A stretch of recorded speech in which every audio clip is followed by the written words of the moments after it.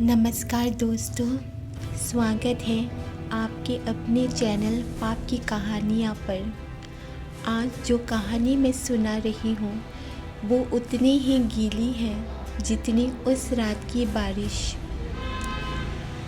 ये कहानी है एक ऐसी औरत की जिसकी ज़िंदगी में एक ऐसा मोड़ आया जहाँ पाप भी था और प्यास भी।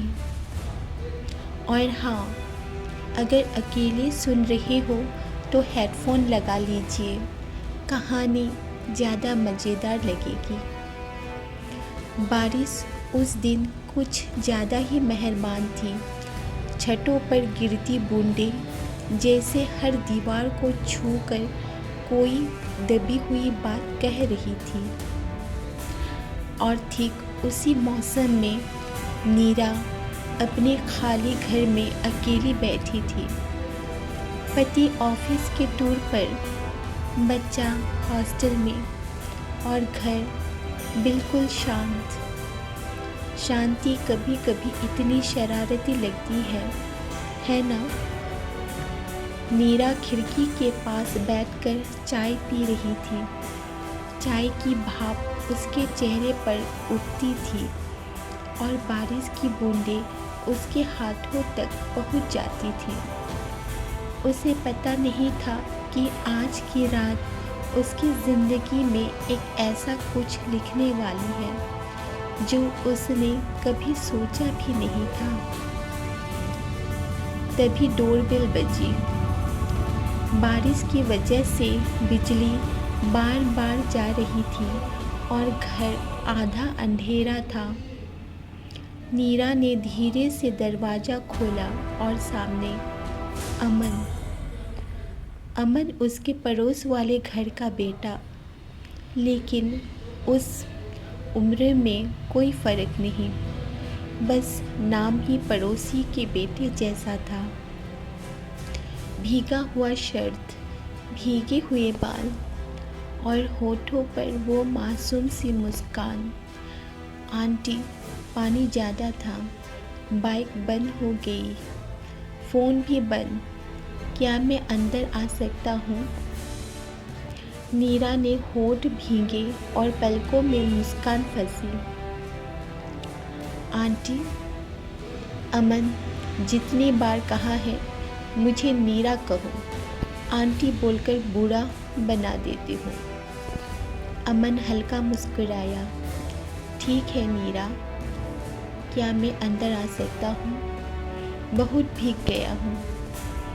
भीगा तो वो पहले से था, भीगने की वजह से अब अंदर आने के बाद बनेगी, ये नीरा को भी पता था। अमन अंदर आया। नीरा ने टॉवेल बढ़ाया, लेकिन अमन ने उसे पकड़ते हुए हल्का सा पूछा, अगर आप खुद पहुँच दें तो ज़्यादा अच्छा लगेगा। ये सुनकर नीरा के दिल की धड़कन ने जो छलांग लगाई वो बारिश की गड़गड़ाहट से भी ज़्यादा तेज थी। तुम्हें शर्म नहीं आती? नीरा बोली, पर आवाज़ में डांट कम, मुस्कान ज़्यादा थी। शर्म तो अब आती है जब कोई गलत काम करूं, आपको देखने में कभी नहीं। टॉवेल लेने के बावजूद नीरा की उंगलियों से उसके हाथ छू गए। हल्का सा झटका, हल्की सी करंट, जिसे दोनों ने महसूस किया पर दोनों ने जताया नहीं। अमन ने भीगी हुई शर्ट उतारी। नीरा की नज़रें अनजाने में वहाँ तक पहुँच गई जहाँ शायद उसे नहीं जाना चाहिए था, लेकिन कमरे में हवा कुछ और ही करवाना चाहती थी। अमन ने पूछा, चाय मिलेगी या कुछ और गरम? डबल मीनिंग हवा में लटक गया। नीरा मुस्कुरा दी। चाय की दूंगी या चाय ही दूंगी, बाकी तुम सोचते रहो। चाय बनाते समय नीरा बार बार महसूस कर रही थी कि अमन की नज़रें उसकी पीठ पर, उसके बालों पर, उसके कांपते कंधों पर टिक रही थी। वैसे, अमन बोला, अगर घर की खुशबू बहुत अलग है या आपके घर की खुशबू बहुत अलग है। नीरा की हंसी धीमी थी। ये खुशबू घर की है या मेरी? अमन करीब आया। अगर ईमानदारी से कहूँ तो आपकी। इतना करीब कि उसकी सांसें नीरा की गर्दन को छूने लगी। नीरा ने कांपते हाथ से चाय का कप उठाया। कप पकड़ते समय अमन की उंगलियां नीरा की उंगलियों से टकराई। दोनों की आंखें एक ही पल में एक दूसरे को पढ़ने लगी। अमन बोला, अगर ये चाय इतनी गर्म है तो सोचिए आपकी नज़दीकियाँ कैसी होगी। नीरा का दिल एक सेकंड को रुक गया। ज़्यादा मत उड़ो, बारिश रुकेगी तो चले जाना। अगर बारिश रुक गई तो मज़ा रुक जाएगा। ये सुनकर नीरा की पलकें छूट गई। बिजली फिर से चली गई। पूरा घर अंधेरे में डूब गया, सिवाय नीरा के फ़ोन की मंद रोशनी के। अमन ने धीरे से कहा, डर तो नहीं लग रहा? अगर तुम ऐसे करीब आओगे तो डर नहीं, कुछ और लगेगा। अमन ने धीरे से फ़ोन उठाकर मेज पर रखा। कमरे में हल्की रोमांटिक रोशनी फैल गई। अब बताइए, डर लग रहा है? नीरा ने गहरी सांस ली। तुमसे थोड़ा। और आपको पता है, जो डर थोड़ा सा लगे वही सबसे ज़्यादा खींचता है। कमरा चुप था। बारिश तेज थी और नीरा का दिल सबसे तेज। अमन और करीब आया। इतना कि उसके हाथ की नींव कमर को बस छूने ही वाले थे। अगर मैं कहूँ कि आज की रात मुझे कहीं और नहीं जाना, अमन ने कहा, तो मैं कहूँगी, सोच लो अमन, ये रात बदल सकती है। मैं चाहता हूँ कि बदले। नीरा ने खिड़की बंद करने के लिए हाथ बढ़ाया। बारिश की बूंदों ने उसकी बाह को भिगो दिया। अमन पीछे से बोला, वैसे भीगना आपको बहुत सूट करता है। नीरा ने पीछे मुड़कर देखा। तुम्हें हर चीज़ पर कमेंट करना ज़रूरी है? आप पर? हाँ। और अगर मैं रोकूं फिर भी करूँगा। नीरा हंस दी। तुम बच्चे हो अभी। अमन ने कदम आगे बढ़ाया। अगर मैं बच्चा होता तो आपकी सांसें इतनी तेज ना होती। ये सुनकर नीरा की आंखें झुक गई। अमन ने उसके कंधे से गिरती बूंदों को हल्के से पोंछा।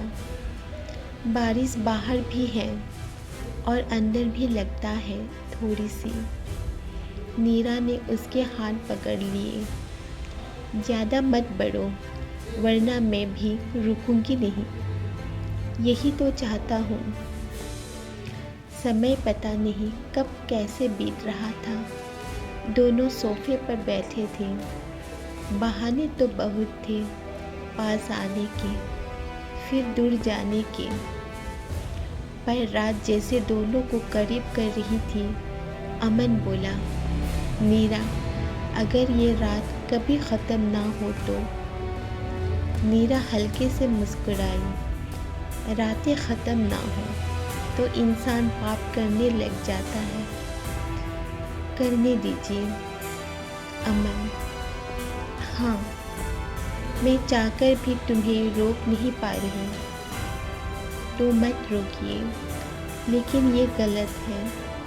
अमन ने उसकी आंखों में देखकर कहा, गलत वो होता है जिसे बाद में पछतावा हो। और आपके चेहरे पर तो कुछ और ही लिखा है। नीरा की उंगलियां कांप गईं। और तुम? मैं तो बस वो कर रहा हूँ जिसके लिए इस बारिश ने रास्ता बनाया है। कौन सा रास्ता? अमन ने नीरा का हाथ पकड़कर अपने पास खींचा। आपके और मेरे बीच जो इतनी देर से बन रहा है। बारिश और तेज लाइट अभी भी गायब। कमरे की हल्की सी रोशनी में दोनों की परछाइयाँ एक दूसरे में घुलती जा रही थी। नीरा ने धीरे से कहा, अमन, अगर सुबह हुई तो हम क्या बोलेंगे? यही कि बारिश बहुत तेज थी और हम रोक नहीं पाए। रोकने की कोशिश कर सकते थे, किया था, लेकिन आपकी आंखों ने रोकने नहीं दिया।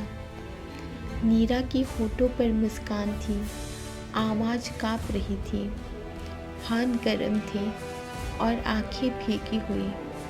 अगर ये पाप है, अमन ने कहा, तो मुझे मंजूर है। नीरा ने धीरे से सिर झुकाया। मुझे भी। कमरा चुप था, पर दिलों में आवाज़ें थीं और उस रात नीरा और अमन ने वो सब महसूस किया जिसे सिर्फ महसूस किया जा सकता है, शब्दों में नहीं कहा जा सकता। अगली सुबह लाइट भी आ गई थी, बारिश भी कम हो गई थी और दोनों की आंखों में एक अनकही सी चमक। अमन बोला, नीरा, अगर आपको लगे कि ये सब गलती थी तो मैं फिर कभी नहीं आऊँगा। नीरा ने गहरी सांस ली। गलती नहीं, गलती वो होती है जिसे इंसान मिटाना चाहे, और ये रात मैं मिटाना नहीं चाहती। अमन के चेहरे पर सुकून उतर आया। तो क्या मैं फिर आ सकता हूँ कभी कभी ऐसे ही? नीरा ने दरवाजे के पास खड़े होकर कहा। अमन, बारिश का मौसम अभी लंबा है, कभी कभी तो आना ही पड़ेगा। अमन मुस्कुराया। मैं आता रहूँगा। और नीरा ने दरवाज़ा बंद कर लिया, धीमे से, ठीक वैसे ही जैसे पिछली रात उसने अपने दिल का दरवाज़ा खोला था। तो दोस्तों, ये थी आज की कहानी, उस बारिश वाली रात जहाँ पाप बस एक बहाना था और प्यास असली वजह। अगर कहानी पसंद आई हो तो लाइक, शेयर और सब्सक्राइब करना मत भूलिएगा। फिर मिलेंगे एक नई पाप भरी कहानी के साथ। तब तक के लिए धन्यवाद।